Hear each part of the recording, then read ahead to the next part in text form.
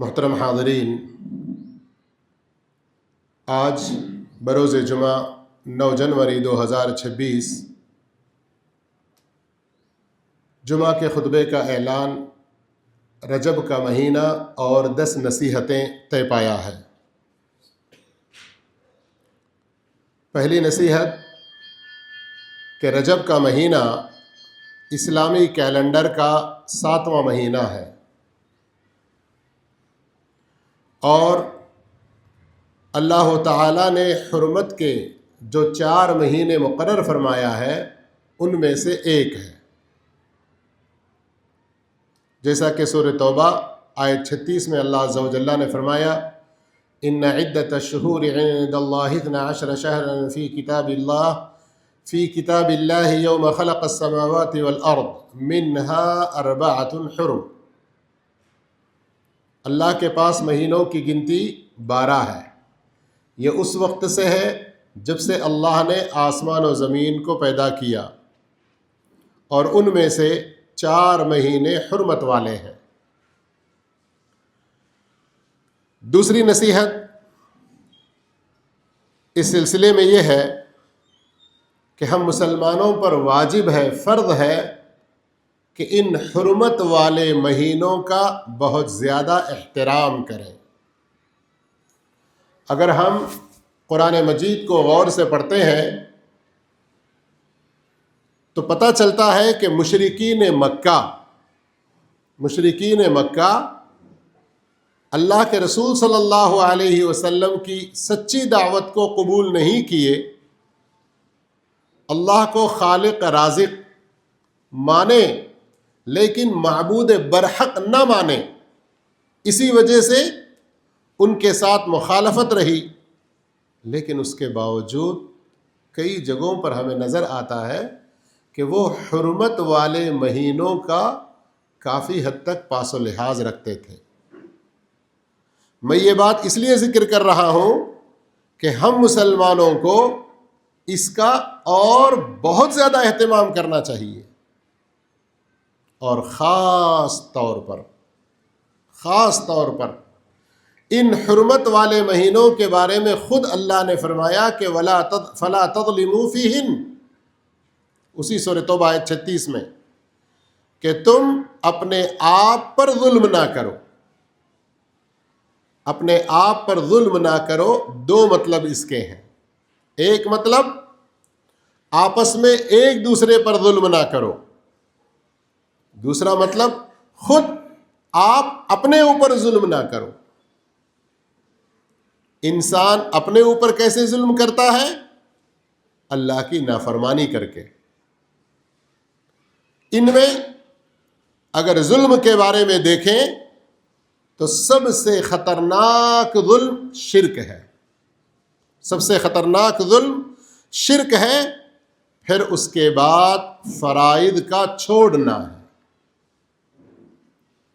شرک کے بارے میں تو سب کو پتا ہے کہ ان الشرک لظلم عظیم، خود اللہ رب العالمین نے فرمایا سورہ لقمان میں۔ اس کے بعد رشتے ناتوں کو توڑنا، کبیرہ گناہوں کا ارتکاب کرنا، چھوٹے گناہوں کو بار بار کرتے جانا، یہ سب انسان کا اپنے آپ پر ظلم ہے۔ تیسری نصیحت، اس مہینے میں خاص طور پر مہینے کی مناسبت سے کوئی خاص عبادت کا ہمیں حکم نہیں ہے۔ ذرا اس بات کو اچھی طرح سمجھیے، بہت سے لوگ اس میں کنفیوز ہوتے ہیں۔ ہم کیا کہہ رہے ہیں؟ اس مہینے کی مناسبت سے، خاص کر اس مہینے میں کرنے کے لیے اللہ نے، اللہ کے رسول صلی اللہ علیہ وسلم نے کوئی اور اسپیشل عبادت کا حکم نہیں دیا ہے۔ جیسے ہم دیکھتے ہیں رمضان فضیلتوں والا ایک خاص مہینہ ہے، اس کے اندر کچھ خاص قسم کی عبادتیں ہیں، جیسے روزہ اسلام کا ایک اہم رکن، اس کے علاوہ اور کئی چیزیں۔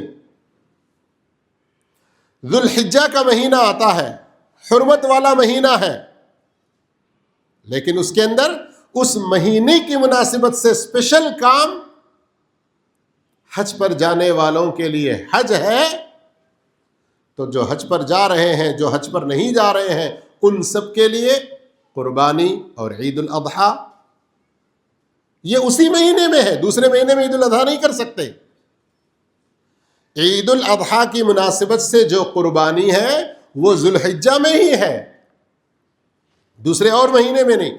تو اس طرح اسپیشلی رجب کے بارے میں کوئی خاص نماز، کوئی خاص روزہ، کوئی اور دوسری خاص قسم کی عبادت کا حکم اسلام میں نہیں ہے۔ لیکن بدقسمتی سے ہمارے بہت سارے مسلمان اللہ کے حکم کی خلاف ورزی، رسول اللہ صلی اللہ علیہ وسلم کی نافرمانی کرتے ہوئے کئی طرح کے بدعات انجام دے رہے ہیں۔ ابھی ان میں سے کچھ مثالیں ہم لیتے ہیں۔ تو آگے 4 نمبر میں آپ دیکھیے نماز۔ نماز ایک اچھی عبادت ہے، بہت بڑی نیکی کا کام ہے، لیکن اگر کوئی آدمی رجب کے مہینے میں کوئی اسپیشل نماز، جیسے کئی لوگوں نے رجب کی پہلی جمعرات کو ایک خاص قسم کی نماز 12 رکعت والی ادا کیے ہیں، اس کو صلاۃ الرغائب کا نام دیتے ہیں، صلاۃ الرغائب کا نام دیتے ہیں۔ اسلام میں ایسی کوئی نماز نہیں ہے، اللہ نے نہ قرآن میں اس کا حکم دیا، نہ رسول اللہ صلی اللہ علیہ وسلم نے اس کا حکم دیا، نہ صحابہ نے کیا، نہ تابعین نے، نہ تبع تابعین نے۔ 400 سال کے بعد یہ بدعت شروع ہوئی، اور اس کو امام نووی رحمہ اللہ اور اسی طرح سے امام ابن الجوزی رحمہ اللہ اور اسی طرح امام شوکانی رحمہ اللہ نے اپنی مخصوص کتابوں میں ذکر فرمایا کہ اس نام کی نماز یہ سراسر من گھڑت بدعت، اس لیے کہ خیر القرون کا جو زمانہ کہتے ہیں، یعنی اللہ کے رسول کا، اللہ کے رسول کے بعد صحابہ تابعین تبع تابعین کا جو اچھا زمانہ، اس میں اس کا وجود تک نہیں ہے۔ بلکہ اس نماز کو بدعت قرار دینے والوں میں امام غزالی رحمہ اللہ بھی ہیں۔ ان کی مشہور کتاب احیاء العلوم، جس کے اندر بہت ساری ضعیف موضوع روایتیں وغیرہ بھی ہیں، لیکن اس کے باوجود انہوں نے خود اس کتاب کے اندر جہاں اس کا ذکر کیا تو اس کی تحقیق تخریج کرنے والے علماء احناف میں بڑے بڑے علماء بھی اس کا رد کرتے ہیں اور اس کو بدعت قرار دیتے ہیں۔ اور یہاں علماء احناف کا میں خاص طور پر اس لیے ذکر کر رہا ہوں کہ ہمارے ملک میں یہ بدعت انجام دینے والے بہت سارے بھائی ہمارے حنفی بھائی ہیں، ان کو کم سے کم اپنے کئی سارے ائمہ اور علماء کی اس بات کو سمجھنا چاہیے کہ انہوں نے بھی اس کو بدعت قرار دیا ہے۔ اب آگے آتے ہیں نمبر 5 کہ اگر کوئی آدمی اس میں اپنی طرف سے کوئی بدعت ایجاد کرتا ہے تو وہ بدعت اللہ کے ہاں ہرگز قابل قبول نہیں۔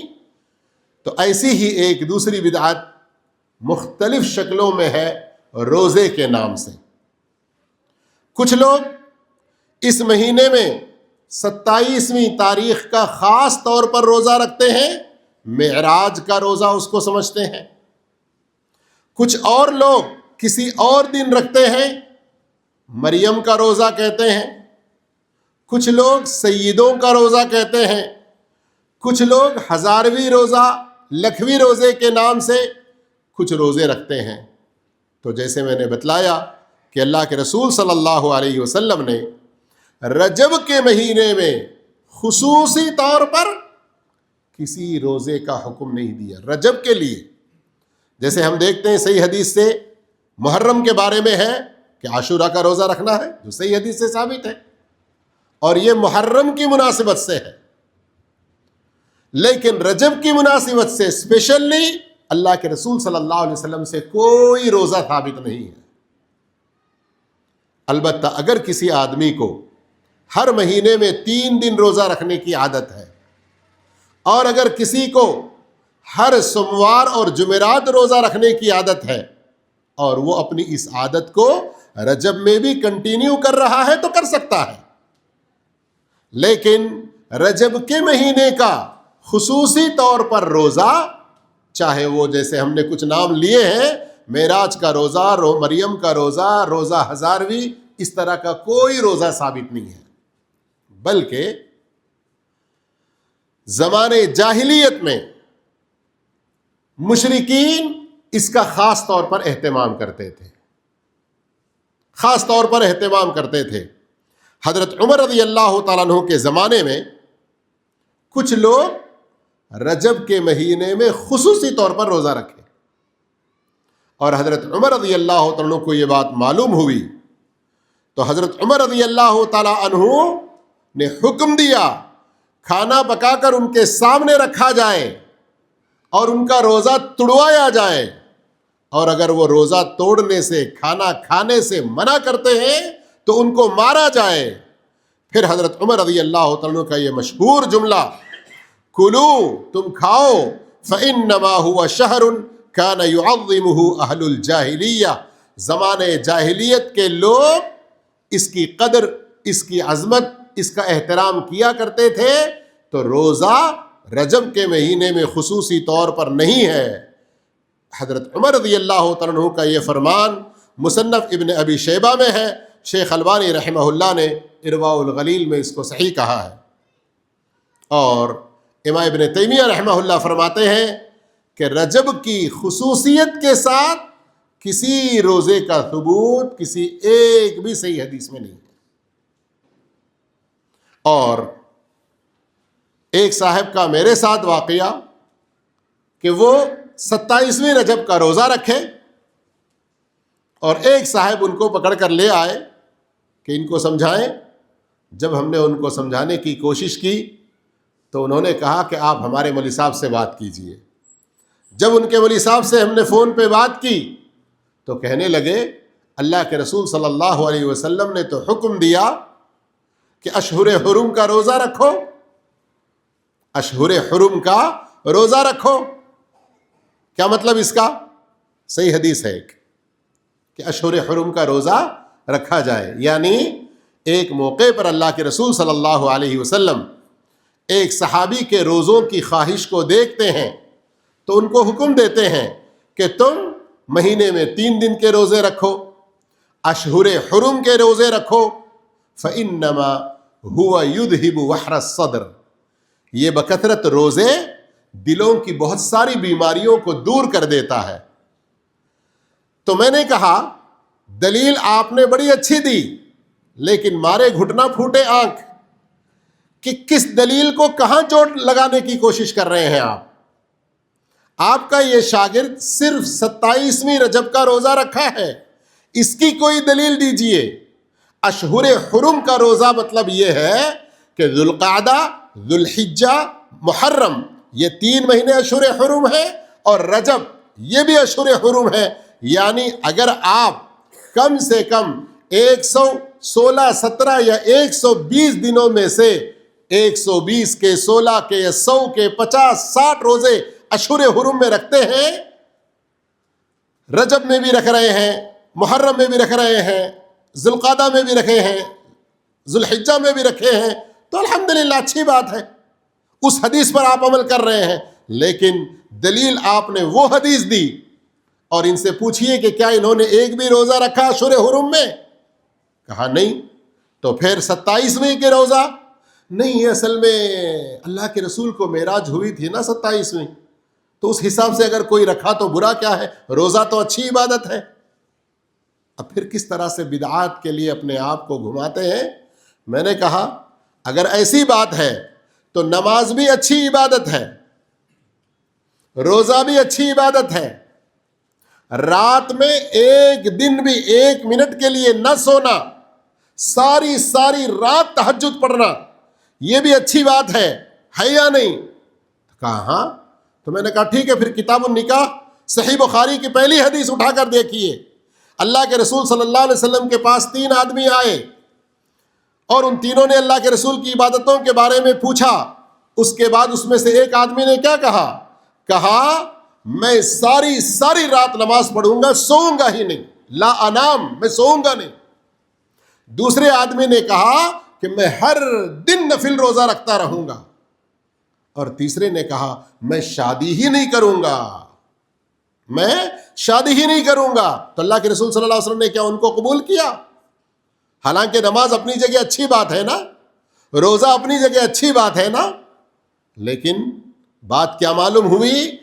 کوئی عبادت اسلام میں بذات خود اچھی ہو، لیکن اس کا طریقہ، اس کا وقت، اس کی کیفیت و شکل وغیرہ سب کچھ رسول کے بتائے ہوئے طریقے پر نہیں ہے تو وہ اللہ کے پاس قبول نہیں ہے. صحیح بخاری کی اس حدیث کو سمجھیے اچھی طرح سے.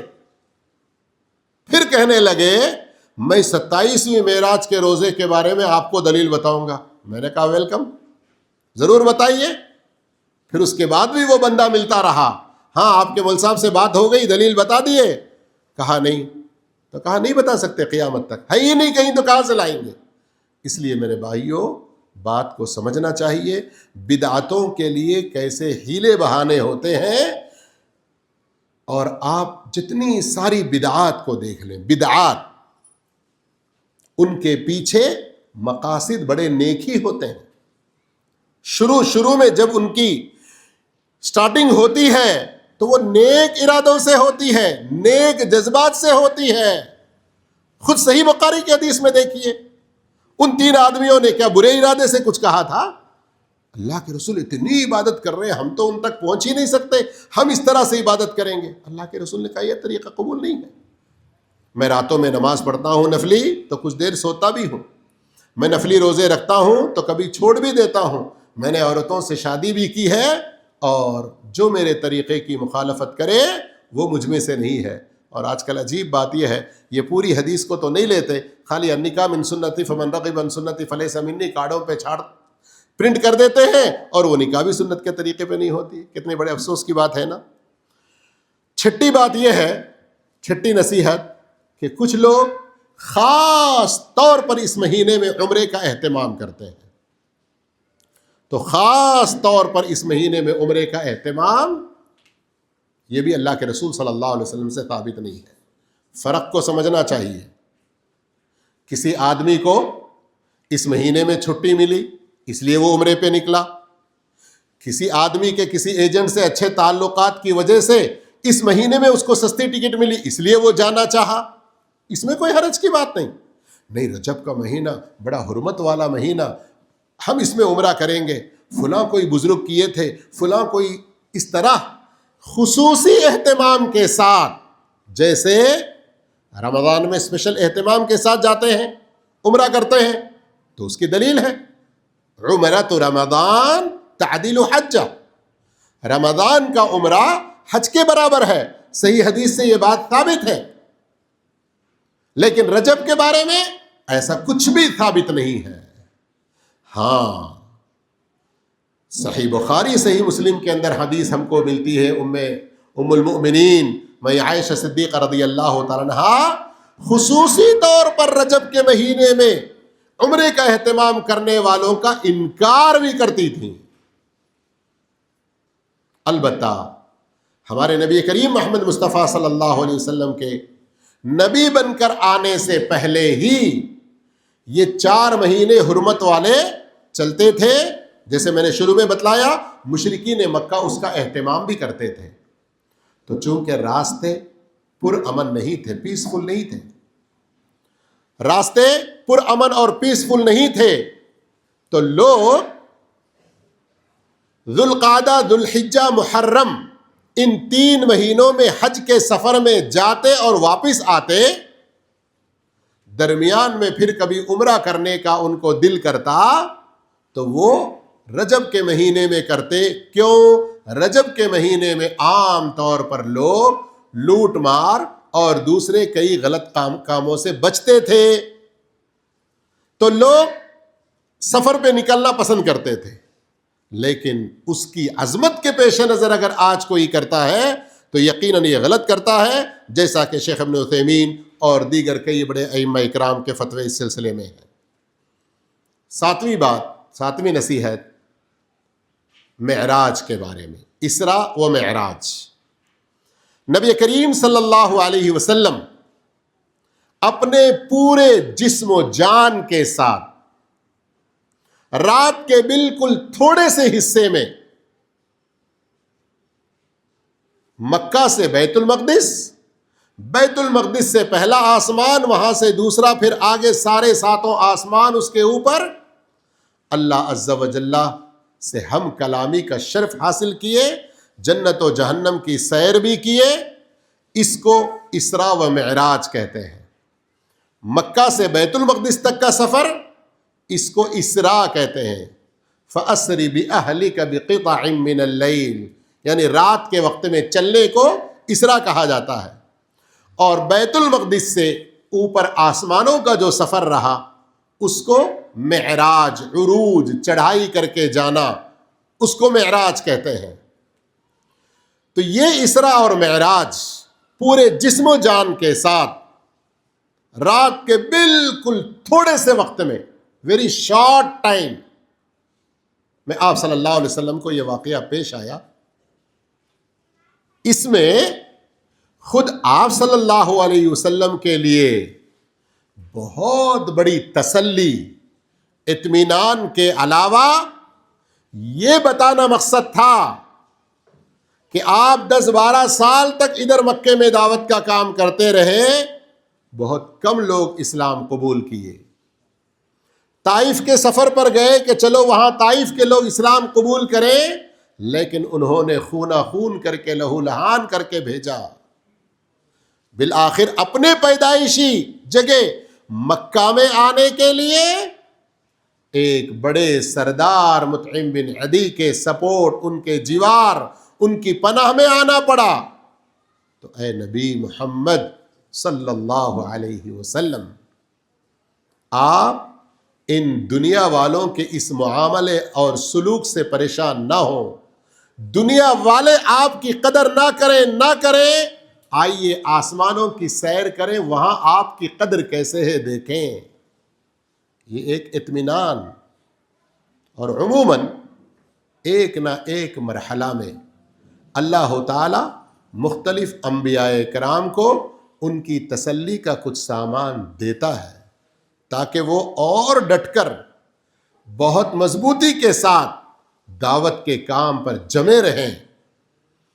ابراہیم علیہ السلام کے بارے میں جیسے اللہ نے فرمایا وَنُوری وَإِبْرَاهِيمَ، جیسے ہم نے ابراہیم کو ملکوت السماوات والارض، موسیٰ علیہ السلام کو کوہ طور پر بلا کر ہم کلامی کا شرف، تو یہ تمام انبیاء کرام کے مقابلے میں سب سے بڑا شرف اللہ کے رسول صلی اللہ علیہ وسلم کو یہ اسراء و معراج کی شکل میں حاصل ہوا۔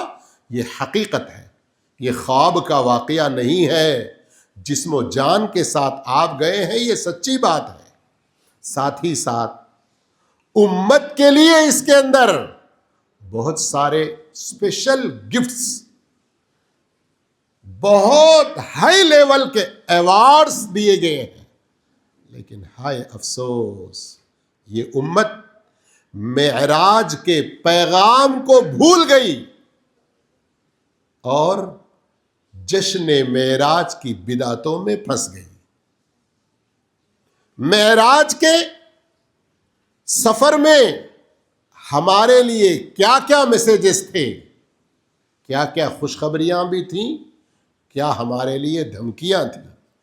اللہ کے رسول صلی اللہ علیہ وسلم نے جنت و جہنم کا سیر کیا تو کن کن لوگوں کو دیکھا، یہ پوری تفصیلات صرف 2 پیج کے اندر ہم نے بہت شارٹ پورے صحیح حوالوں کے ساتھ 19 پوائنٹس جمع کیے ہیں۔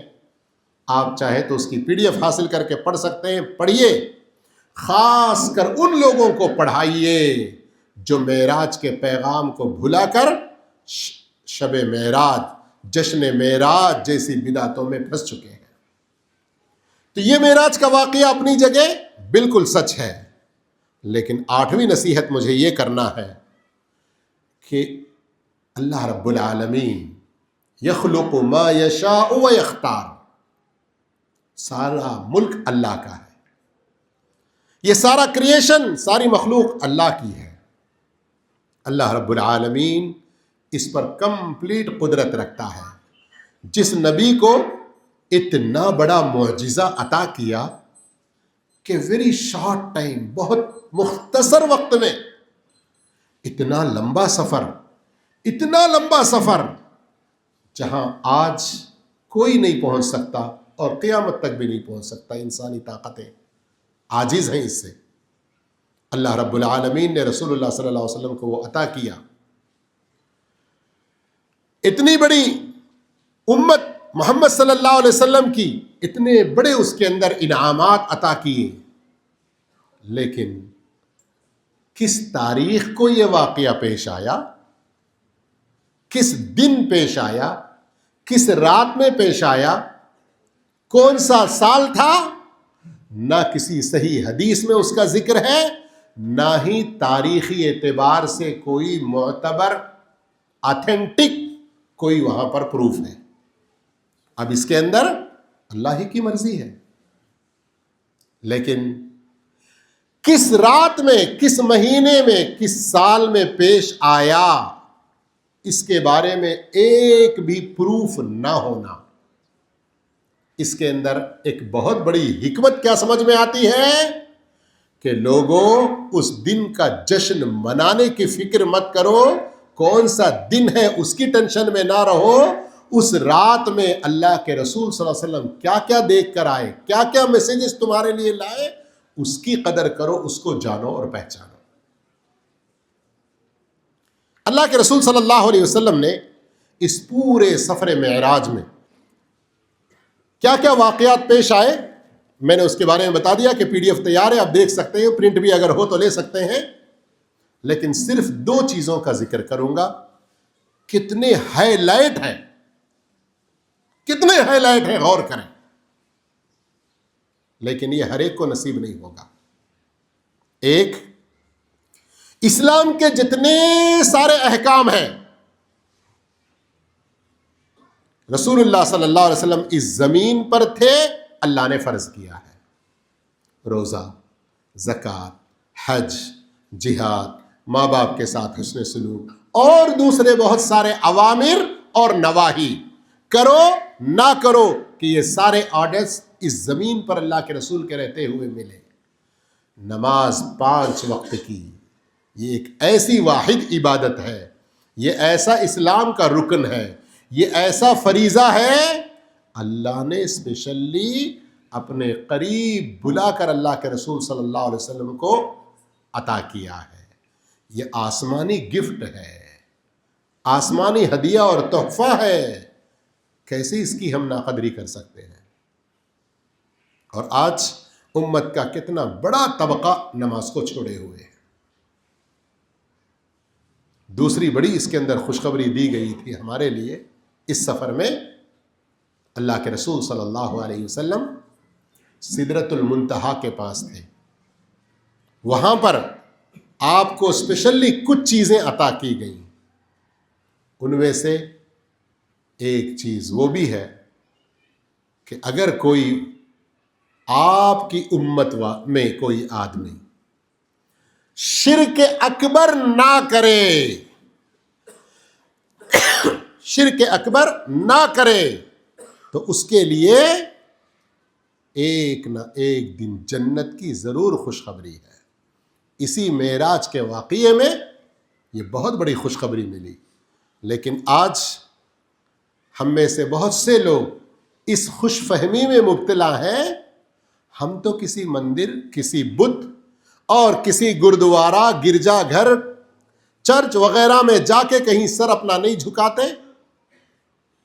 کچھ اور لوگ اس خوشی میں کہ ہم کسی درگاہ، مزار، چلا خانہ، چبوترا وغیرہ کے اوپر تو اپنا سر نہیں پٹکتے، ہم پکے موحد، لیکن بھول گئے ہم لوگ شرک صرف کسی بت کے سامنے، کسی قبر کے سامنے سجدہ کرنا ہی نہیں، شرک دل کے اعمال کے ذریعے بھی ہوتا ہے، شرک زبانی بھی ہوتا ہے، شرک مال کے ذریعے بھی ہوتا ہے، شرک اپنے اعضائے بدن کے ذریعے بھی ہوتا ہے۔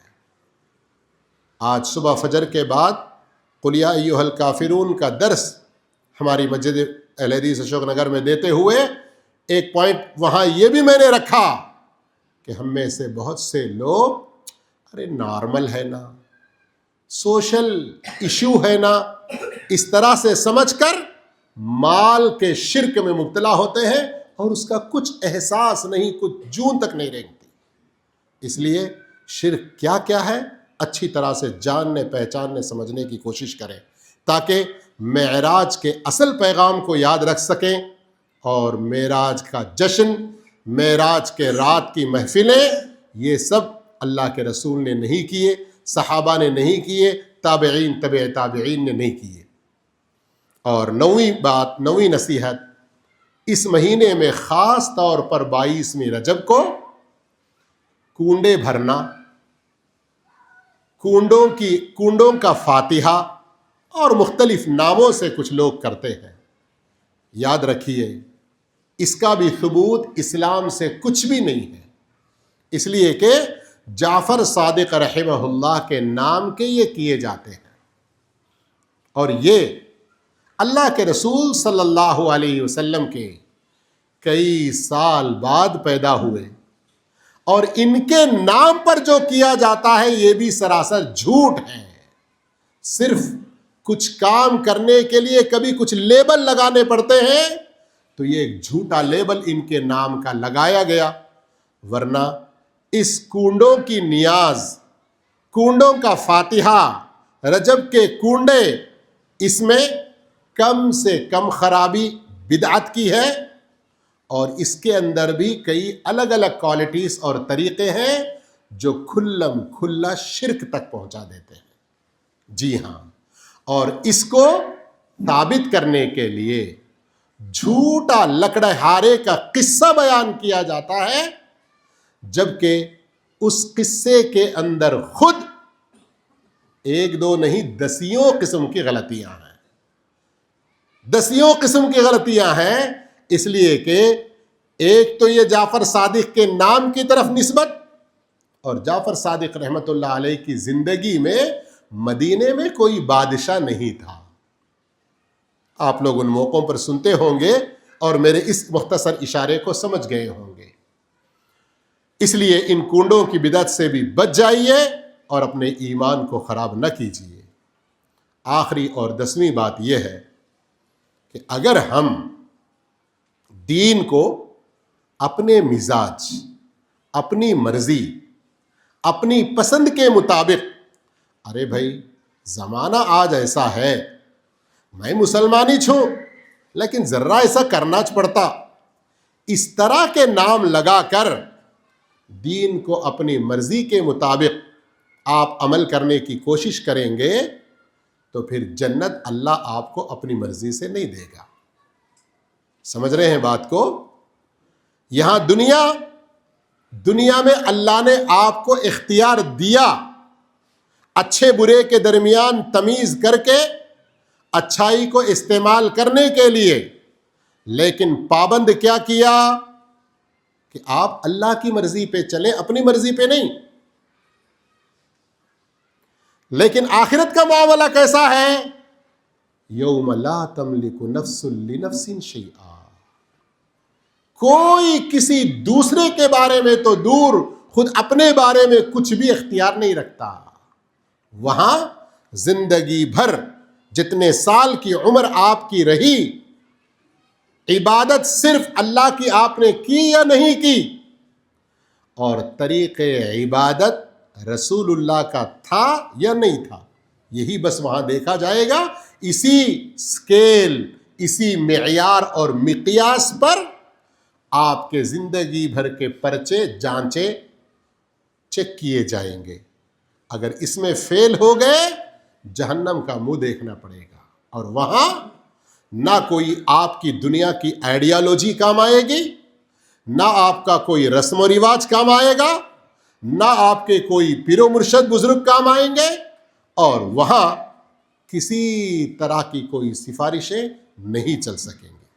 اس لیے لا الہ الا اللہ اس کا سیدھا سیدھا مطلب ہے کہ ہماری ساری زندگی اللہ کی بندگی میں، اور محمد الرسول اللہ کا آسان اور سیدھا سا مطلب یہ ہے کہ وہ بندگی صرف طریق محمدی میں، محمد صلی اللہ علیہ وسلم کے بتائے ہوئے طریقے پر.